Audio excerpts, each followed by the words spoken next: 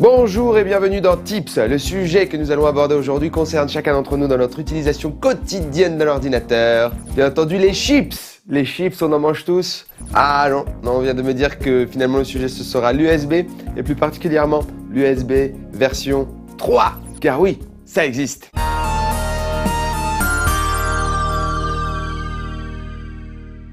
L'USB pour Universal Serial Bus est le moyen le plus répandu pour connecter des tas d'appareils à votre ordinateur. Il permet, comme vous le savez, de charger votre smartphone, de synchroniser vos contacts, de copier de la musique, des vidéos, de brancher un port USB aussi.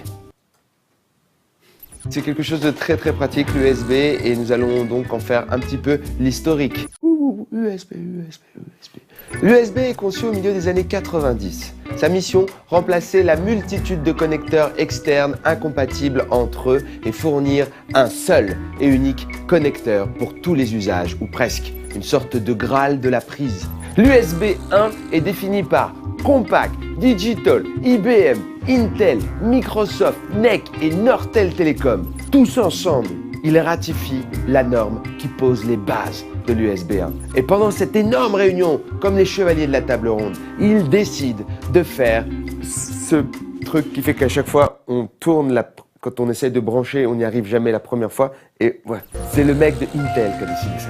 Et il a ri après avec un rire diabolique. La première version commerciale est la 1.1. Elle permet deux modes de transfert, le mode low speed à 1,5 mégabits seconde et le mode full speed à 12 mégabits seconde. On préfère le full. Cela permet par exemple de connecter clavier, souris, manette, joystick, scanner, imprimante et un accélérateur de particules subatomiques. Cherchez l'erreur, vous pouvez répondre sur le forum. Il n'y a absolument rien à gagner. Je sais que ça peut sembler bizarre de prime abord, mais sachez qu'avant l'USB, il était nécessaire d'éteindre la machine avant de pouvoir y connecter un nouveau périphérique. Même pour un clavier, il fallait tout le temps éteindre la machine. Et c'était très chiant. Et les boutons du coup d'allumage et d'arrêt cassaient beaucoup. C'était très ennuyeux.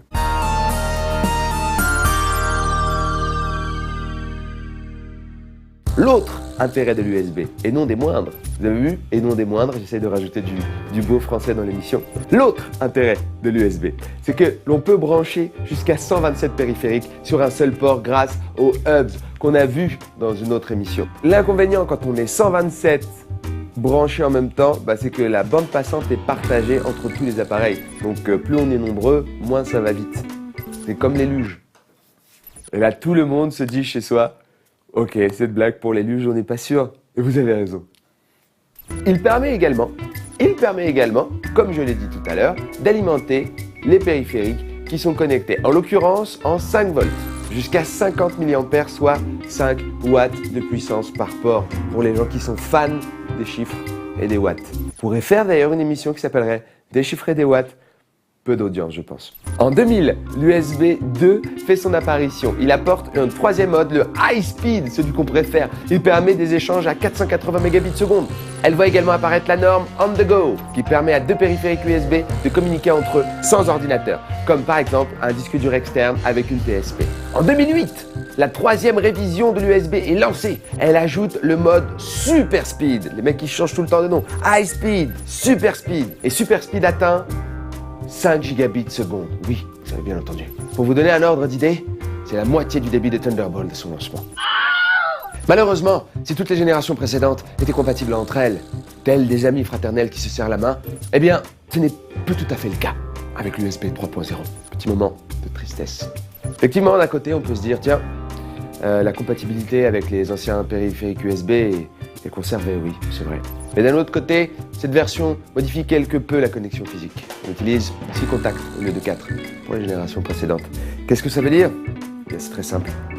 Ça veut dire qu'on peut brancher un USB 2 dans un USB 3. Mais on ne peut pas brancher un appareil USB 3 dans un port USB 2. On peut tromper une personne 1000 fois, mais on ne peut pas tromper 1000 personnes une fois. Dans le courant de l'été 2013, le consortium USB-IF est lancé. Une mise à jour de l'USB en version 3.1. Cette nouvelle version promet un débit doublé, soit 10 gigabits seconde dans la foulée. Intel a annoncé le Thunderbolt à 20 gigabits seconde.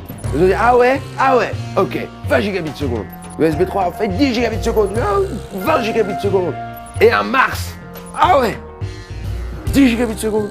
Et ils sont trop forts, ils sont trop forts.